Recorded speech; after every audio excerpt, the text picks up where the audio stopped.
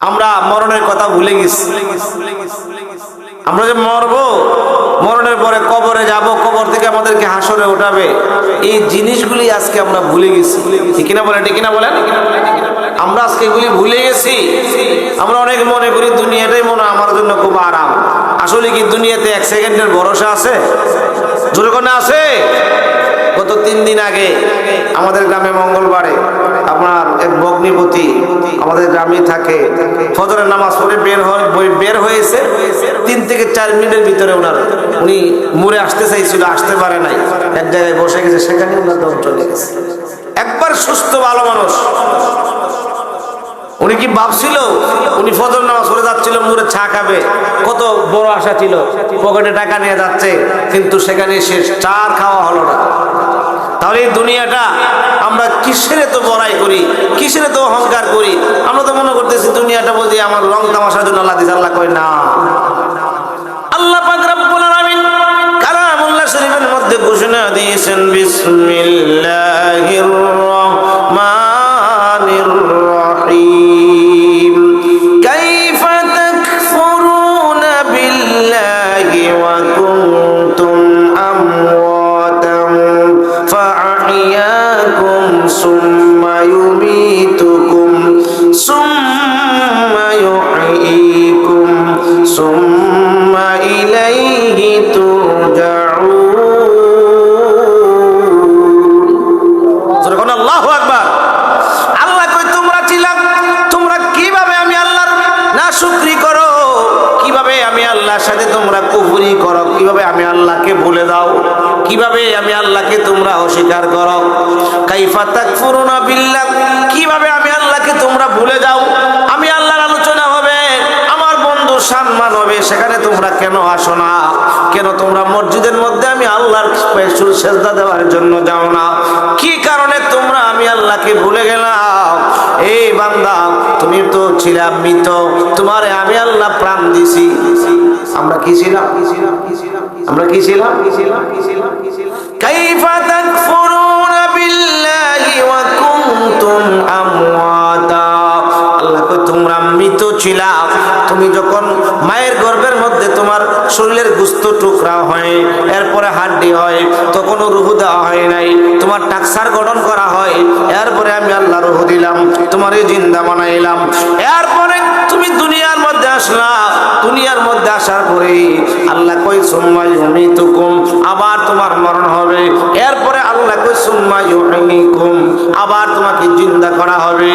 এই জিন্দা করার পরে সেখানে তুমি আবাদুল আবাদ থাকবা, সেখান থেকে ফিরে আসবার কোনো পথ নাই, কোথাও যাওয়ার কোনো পথ নাই। ঠিক কিনা বলেন?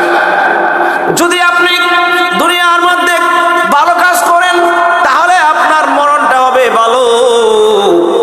যারা দুনিয়ার মধ্যে ভালো মরণ কামনা করেন, এই যে গত 3 দিন আগে আমার ভগ্নিপতি মারা গেল, উনি কত ভালো ছিল, জীবনে মনে হয় নামাজ ওনার কাজা নাই, ফজরের নামাজটা পড়ে বাইর হইল, দুনিয়া থেকে বিদায় হয়ে গেল। চেহারাটা নূরে ঝিলিক মিলিক করতেছে, মনে হয় চেহারা কপালটা গামতেছে, পুরো বাড়িটার মধ্যে একটা জান্নাতি গান মনে হয় বের হয়ে গেছে। কারণ 5 ওয়াক্ত নামাজি ছিল, নামাজ থেকে বের হয়েছে, মনজাতে কান্নাকাটি করে বের হয়েছে, তওবা ইস্তেগফার করে বের হয়েছে। আমার নবীজি বলেন, যে ব্যক্তি তাওবাটা করার পরে কোনো গুনাহ না করে ইন্তেকাল করলো, ওই ব্যক্তিটা নিষ্পাপ। ওই ব্যক্তিটাকে আল্লাহ পাক বিনা হিসাবে জান্নাত দিবে। জোরে কন্না সুবহানাল্লাহ। আজকে জুমার দিন আলোচনা করেছি আপনার হাসরের মাঠে হিসাব নিয়ে। হাসরের মাঠে আল্লাহ পাক রব্বুল আলামিন মানুষদের হিসাবটাকে 4 ভাগে ভাগ করবেন। 1 ভাগ মানুষ বিনা হিসাবে জান্নাতে চলে যাবে। প্রথম নাম্বার শ্রেণী, এই শ্রেণী মানুষ বিনা হিসাবে জান্নাতে। দ্বিতীয় শ্রেণী হইল বিনা হিসাবে জাহান্নামী। তৃতীয় শ্রেণী হইল হিসাব হবে কিন্তু হিসাবটা সহজ। ওই এরপরে চতুর্থ শ্রেণী হইল হিসাব হবে কিন্তু হিসাবটা বড় কঠিন। বড় কি? কঠিন। একদল লোক বিনা হিসাবে জান্নাতি, বিনা হিসাবে জান্নাতি, তাদের কোনো হিসাব নাই, তাদের কোনো হিসাব নাই, তাদের কোনো আমলনামা দেখবে না, তাদেরকে বিনা হিসাবে জান্নাত দিয়ে দিবে। তারা কারা? সাহাবায়ে কেরাম প্রশ্ন করলো, ইয়া রাসূলুল্লাহ, নবী গো, ও মায়ার নবী, দয়ার নবী, হাসরের ময়দানে বিনা হিসেবে জান্নাত দিবে কাদেরকে? আমার নবী ডাক দিয়ে বলে, সাহাবীরা, যাদের জীবনে কোনো গুনাহ নাই তাদেরকে আল্লাহ পাক বিনা হিসেবে জান্নাতে দিবে। সাহাবীরা কয়, নবী গো, ও নবী গো, আপনি যে বলতেন সব মানুষের গুনাহ আছে, তাইলে নিষ্পাপ কেমনে হব আমরা? আমরা তো জানি নবী রাসূলরা নিষ্পাপ। আল আম্বিয়া মাসুমুন, মানুষ কেমনে নিষ্পাপ হবে? বান্দা কেমনে নিষ্পাপ হবে? আমার নবী ডাক দিয়া কয়, সাহাবীরা, ও সাহাবীরা, বান্দা তখনই নিষ্পাপ হবে বান্দা যখন গুনাহ করে, নিয়মিত যে গুনাহটা করে, গুনাহটার তরে যদি বান্দা তাওবা করে, আমি আর জীবনে গুনাহ করব না। আমার নবী কয়, আত-তাইবু মিনাজ যানবি কামান যানবালা, ব্যক্তিটা যেই মাত্র তওবা করলো, আমি আর জীবনে কোনোদিন গুনাহ করব না। তওবাটা করতে দেরি, আল্লাহ পাক তার জীবনের গুনাহগুলি মাফ করায়া দেয়। কেমন ভাবে মাফ করায়া দেয়? মায়ের গর্ভে থেকে সন্তান দুনিয়ায় আসলে যেমন নিষ্পাপ, আল্লাহ পাক তারে নিষ্পাপ বানায়া দেয়। আর এর মতো অবস্থায় কোনো গুনাহ না করে যদি তার মরণ হয়, আমার নবী কই, ওই লোকগুলি বিনা হিসাবে জান্নাতি। জোরে কন্না আল্লাহু আকবার, আর জোরে কন্না আল্লাহু আকবার। আমার নবী বলেন, সাহাবীরা, আল্লাহ পাক আমারে জানাইলো, আমার নবী উম্মত 70,000 কে আল্লাহ পাক বিনা হিসাবে জান্নাত দিবে। কত হাজার? 70,000। কত হাজার? বন্ধুরা রে আমার, উমর রাদিয়াল্লাহু তাআলা দাঁড়ায়া গেছে, ডাক দিয়া কই, ইয়া রাসূলুল্লাহ, আমার পিতা মাতা আপনার পদতলে কুরবান হোক। ও মায়ার নবীজি, আল্লাহ পাক দিছে 70,000 কে বিনা হিসেবে জান্নাতে, আপনি কি আল্লাহর কাছে এই সংখ্যা বাড়াইবার জন্য কোনো আবদার করেন নাই? আমার নবী ডাক দিয়া কই, উমর, আমি আল্লাহর কাছে সঙ্গে সঙ্গে দরখাস্ত করেছি, আল্লাহ গো, এই সংখ্যা তুমি বৃদ্ধি করে দাও। আল্লাহ কই, বন্ধু, আপনি যখন অ্যাপ্লিকেশন করেছেন, যান 70,000 আমি আল্লাহ বিনা হিসেবে জান্নাত দিয়েছিলাম, এখন প্রতি হাজারে আরো 70,000 করে লাগাইয়া দিলাম, প্রতি হাজারে 70,000, প্রতি হাজারে 70,000। তাহলে আপনার 70,000 গুণ 70,000 গুণ দিলে, 70,000 পূরণ 70,000 দিলে 490 কোটি নবীর উম্মতদেরকে আল্লাহ পাক বিনা হিসাবে জান্নাত দিবে। জোরে কন্না আল্লাহু আকবার। বিনা হিসাবে জান্নাত পাবে কারা? ওই ব্যক্তি পাবে যে ব্যক্তি গুনাহ করার পরে তাওবা করে, আমি আর জীবনে এই গুনাহটা করব না। একটা ব্যক্তি একটা গুনাহ করে সব সময়, কিন্তু ওই গুনাহটার জন্য সে তাওবা করলো, আমি আর জীবনে কোনোদিন গুনাহ করব না, ওই ব্যক্তিটাকে আল্লাহ পাক রব্বুল আলামিন হাসরের ময়দানে বিনা হিসাবে জান্নাতে ঢুকাবে। জোরে কন্না আল্লাহু আকবার।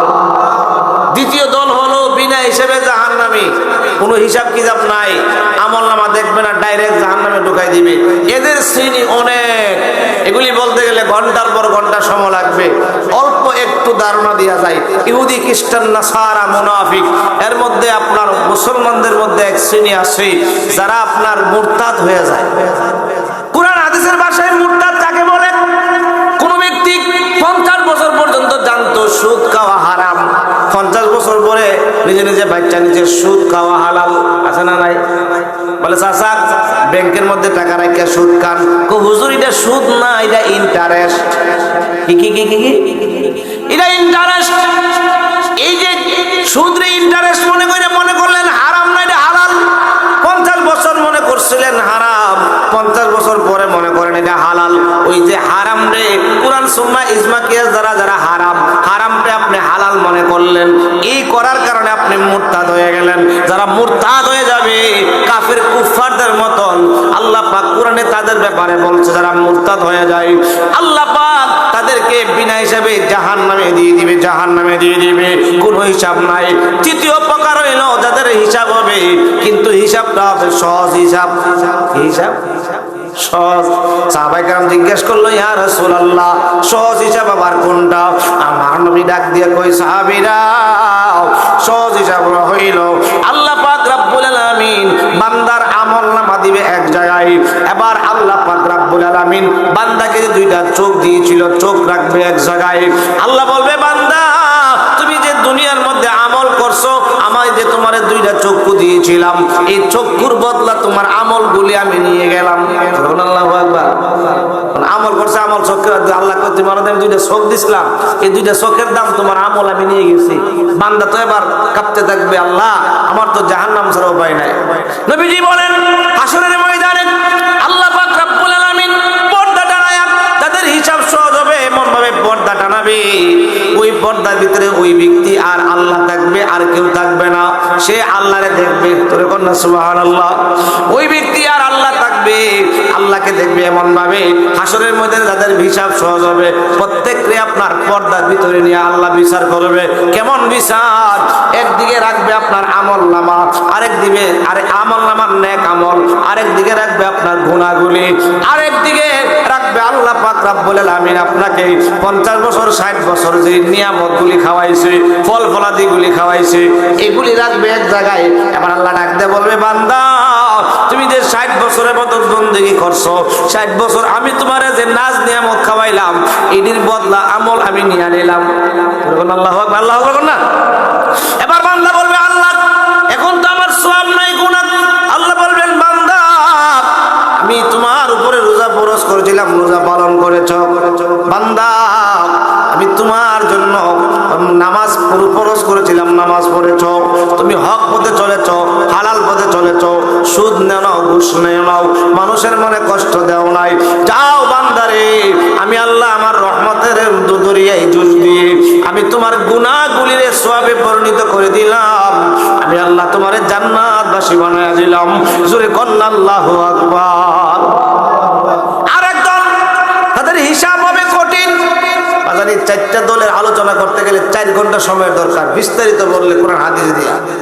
আমি সংক্ষেপে বলতেছি, কারণ আমি আলোচনা একটু শানে আউলিয়া কাজা বাবার শানে কিছু কথা বলবো। সবাই কর মারহাবা, আরো জোরে কর মারহাবা। এবার 4 নাম্বার দল, হিসাব বড় কঠিন।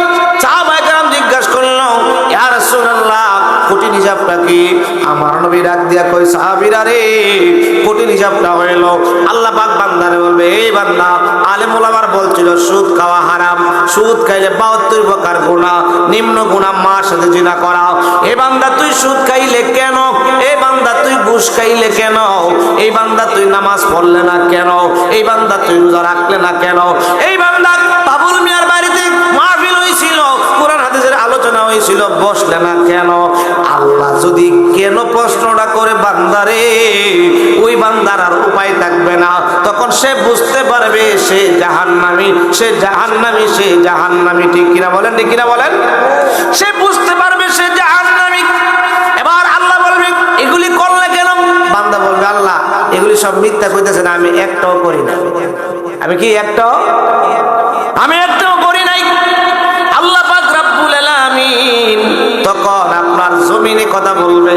জমিন যায় বলবে, আল্লাহ আমার জমিনের মধ্যে ফাড়া দিয়া এই সুদটা খাইছে, ঘুষটা খাইছে, পরের হকটা মারা খাইছে, ভাই বোনের হকটা মারা খাইছে, এমন ভাবে জমিন কথা বলতে থাকবে। এবার আল্লাহ পাক বিভিন্ন ভাবে এই বান্দার আপনার যে কাজগুলি করছে এগুলি প্রমাণ করবে। আল্লাহ বলবেন, এর বান্দা আমি তোমাকে দুনিয়ার মধ্যে ছাড় দিয়েছিলাম, কিন্তু আমি আল্লাহ ছেড়ে দেই নাই। ওই যে বলছিলাম তুমি মৃত ছিলা, জীবন দিলাম, আবার মৃত হবে, আবার তোমাকে জীবন দিব। আমার কাছে তুমি আসতে হবে। তুমি যতই পাওয়ার দেখাও না কেন, শক্তি দেখাও না কেন, আমার কাছে আবার আসতে হবে। আমার কাছ থেকে তুমি বাঁচতে পারবে না। তুমি মনে করলা তোমাকে ছেড়ে দিয়েছি, তোমাকে রক্ষণাবেক্ষণ করার জন্য তোমার 2 কাঁধে 2 ফেরেশতা লাগাইয়া দিয়েছি, আছে না নাই? সিআইডি কি কি কি কি বান্দা কবে, আল্লাহ আমি এগুলি করি নাই।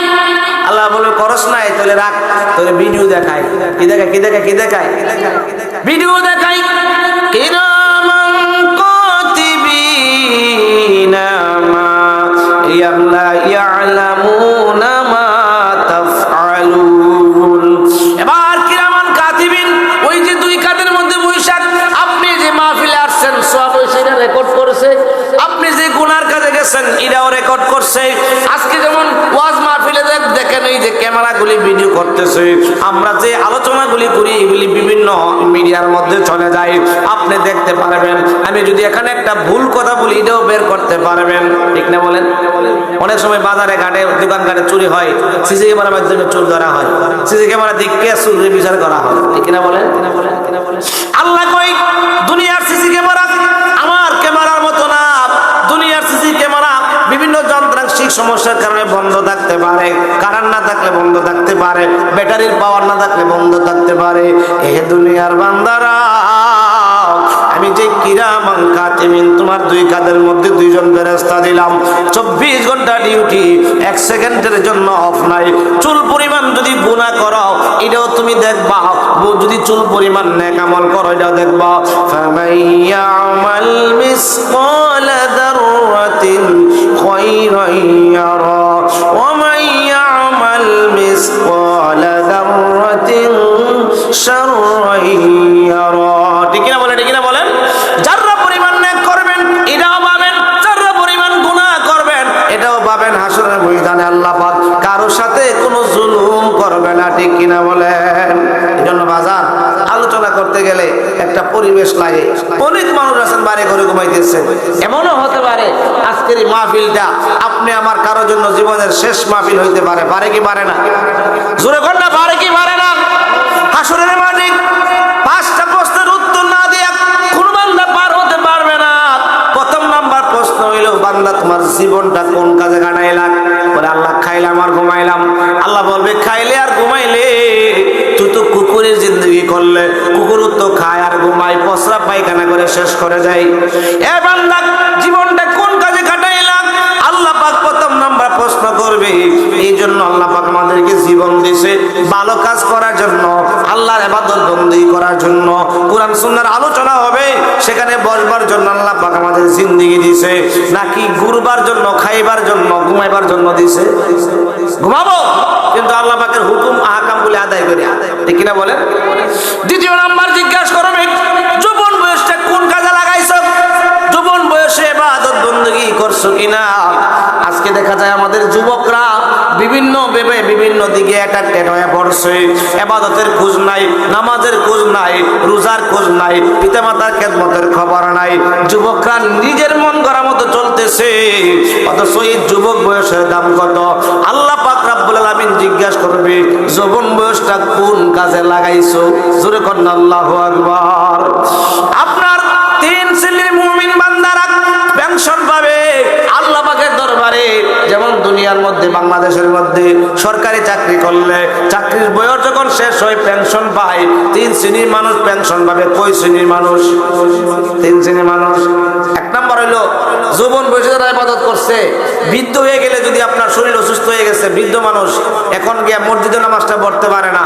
আমার নবী বলেন, ওই যে যৌবন কালে নামাজ পড়ছে, এই জন্য যদিও মসজিদে যায় নামাজ পড়তে পারে না, আল্লাহ পাক তার আমল নামায় আপনার ওই যে জামাতের সওয়াব দিবে। জোরে কন্যা সুবহানাল্লাহ। যৌবন কালে রোজা রেখেছে, বৃদ্ধ হয়ে যাওয়ার কারণে রাখতে পারে নাই। আমার আল্লাহ কই যৌবন কালে যে রোজা রাখছে, বৃদ্ধকালে রোজা রাখতে পারে নাই, এরপরও আল্লাহ তার আমল নামায় রোজার পূর্ণ সওয়াব দিবে। জোরে কন্যা সুবহানাল্লাহ। আরো জোরে কন্যা সুবহানাল্লাহ। এটাই হইলো আপনার ওই যে চাকরি শেষ পেনশন, আল্লাহ পাক পেনশন দিবে। দ্বিতীয় নাম্বার হইল অসুস্থ ব্যক্তি, যে ব্যক্তি সুস্থ থাকার সময়ে নামাজ ছাড়ে নাই, রোজা ছাড়ে নাই, ইবাদত বন্দেগী ছাড়ে নাই, অসুস্থ হয়ে যাওয়ার কারণে জামাতে যাইতে পারে নাই, রোজা রাখতে পারে নাই। আমার নবী কামলেওয়ালা নবী কয়, সুস্থ অবস্থায় যে ইবাদত বন্দেগী করেছিল, এই জন্য অসুস্থ হয়ে যাওয়ার কারণে ইবাদত বন্দেগী নাও করতে পারলে আল্লাহ পাক তার আমল নামায় সুস্থ অবস্থায় যেমন সওয়াব লিখতো, তার আমল নামায় তেমন সওয়াব লিখবে, সওয়াব কমবে না। জোরে কন্যা সুবহানাল্লাহ। 3 নাম্বার হইল মুসাফির ব্যক্তি, বাড়িতে থাকা অবস্থায় ইবাদত বন্দেগী করছে, জামাতের সহিত নামাজ পড়ছে, মুসাফিররত অবস্থায় গাড়ির মধ্যে পড়তে পারে নাই, জামাতে অংশগ্রহণ করতে পারে নাই। আল্লাহ পাক যদিও অংশগ্রহণ করতে পারে নাই, ওই যে বাড়িতে থাকা অবস্থায় জামাতের সহিত নামাজ পড়েছে, আল্লাহ পাক তার আমল নামায় ওই সওয়াব দান করে দিবে। জোরে কন্যা সুবহানাল্লাহ। 3 নাম্বার জিগাইবে সম্পদ কেমনে উপার্জন করেছো? কিভাবে সম্পদ উপার্জন করেছো? সম্পদ কি হালাল পথে করছো না হারাম পথে করছো? সম্পদ কি পরের সম্পত্তি মাইরা উপার্জন করছো না কিভাবে করছো? আপনার ইরা হাসরের ময়দানে 3 নম্বরে প্রশ্ন জিগাবে। যারা কৃষক তারাও আপনার হারাম ভাবে সম্পদ উপার্জন করে, যারা ব্যবসায়ী তারাও হারাম ভাবে সম্পদ উপার্জন করে, যারা চাকরিজীবী তারাও হারাম ভাবে সম্পদ উপার্জন করে। ঠিক কিনা বলেন? কত কষ্ট লাগতেছে, কষ্ট লাগতেছে। আপনার কৃষক কিভাবে করে? যখন জমিনে হাল চাষ করে, এখন যদিও লাঙ্গল দিয়ে হাল চাষ করে না, এরপরে বিভিন্ন পদ্ধতি আছে। দেখবেন গুরুয়ে টানতেছে লাঙ্গল, আপনার লাঙ্গলের পাটটারে আপনার কাট করে লালের নিচ দিয়ে ধরে রাখে। নিচটা যখন খাইতে জায়গা, উপরটা আপনি ভেঙ্গা ভেঙ্গা ফেরা জায়গা। আপনার নিজের জমিনটা পরের জমিনটা লাল খাইতে বড় করে, আছে না নাই?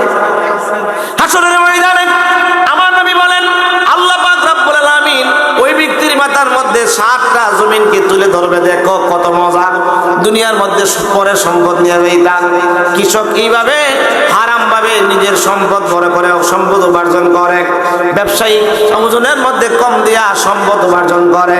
চাকরিজীবী ডিউটি ছিল 8 ঘন্টা, 1 ঘন্টা পরে গেছে, 1 ঘন্টা আগে চলে আসছে। 8 ঘন্টার মধ্যে 2 ঘন্টা ফাঁকি দিয়া বেতন 20,000 টাকা দিতেছে। আপনার চাকরিজীবী হারাম ভাবে সম্পদ উপার্জন করে। এই হাসরের ময়দানে ওই লোকগুলি 3 নম্বর প্রশ্নের মধ্যে আটক হয়ে যাবে। 4 নম্বর প্রশ্ন, সম্পদ কোন কাজে ব্যয় করছো? কোন কাজে কি ব্যয় করছো? সম্পদ ভালো কাজে ব্যয় করছো নি? সম্পদ দিছিল আল্লাহ, একটা ওয়াজ মাহফিল করাইছো নি? মসজিদে দান করছো নি? একটা ছেলে হাফিজ মাদ্রাসায় পড়ে তারে লজিং খাওয়াইছো নি? তার দেখাশোনা করছো নি? একটা ছেলে গরিব পড়তে পারে না, তারে তুমি তোমার টাকা দিয়া পড়াইবার ব্যবস্থা করে দিছো নি? এগুলি আল্লাহ পাক জিজ্ঞেস করবে। ঠিক কিনা বলে? সম্পদ কোন কাজে ব্যয় করো না? আজকে আমার ভাই সাবেদ খান ইচ্ছা করলে অন্য জায়গায় চাকরি করলে 20,000 25,000 টাকা বেতন পাইতো। নিজের বাড়িতে মাদ্রাসা করছে, দিয়ে এত টাকা কি পাওয়া সম্ভব? অনেক ছাড় দিয়া যে এলাকার ছেলে মেলে আলেম হোক, নিজে আলেম হইছি, ছেলে মেয়েদেরকে আলেম বানাই, নিজে ত্যাগ স্বীকার করে এই যে সুন্দর একটা বাগান বানাইছে, এটার মধ্যে যদি আপনি দেন, আল্লাহ বলবেন সম্পদ তুমি ভালো কাজে ব্যয় করছো। সুবহানাল্লাহ। 5 নম্বরে জিজ্ঞাসা করা হবে, তুমি যা জানতা, তোমার যা ইলম ছিল, সেই অনুযায়ী তুমি আমল করছো কিনা? এই জায়গাতে আমার আলোচনা, সেই মতে যা আপনি জানেন সেই মতে আলোচনা করতে গেলে আপনার সঙ্গী ভালো লাগবে। আল্লাহ বলেন এই জন্য, বিসমিল্লাহির রহমানির রহিম, ইয়া আইয়ুহাল্লাযীনা আমানুত্তাকুল্লাহ ওয়া কুনু মা'আস সাদিকিন। সূরা আল্লাহু আকবার। যা জানতেন সেই অনুযায়ী আমল করছেন কিনা 5 নম্বর প্রশ্ন হবে। আমার আলোচনাটা আজকে সেই জায়গাতে, এই জন্যই আলোচনাটা একটু টানলাম। বাজার আমার আলোচনা হলো ধারাবাহিক আলোচনা। আপনার বুঝতে গেলে সময় দিতে হবে। যে কথাটা বলতেছিলাম, আল্লাহ পাক রব্বুল আলামিন জিজ্ঞাবে হাসরের ময়দানে যে তুমি যে জানতা যা সেই অনুযায়ী আমল করছনি। এখন আমার কথা হলো, আপনি ওয়াজের মধ্যে শুনলেন 5 ওয়াক্ত নামাজ পড়তে হবে, 1 ওয়াক্ত নামাজ কাজা করলে 2,88,00,000 বছর জাহান্নামের আগুনে জ্বলতে হবে। লা ইলাহা ও লা ইলাহা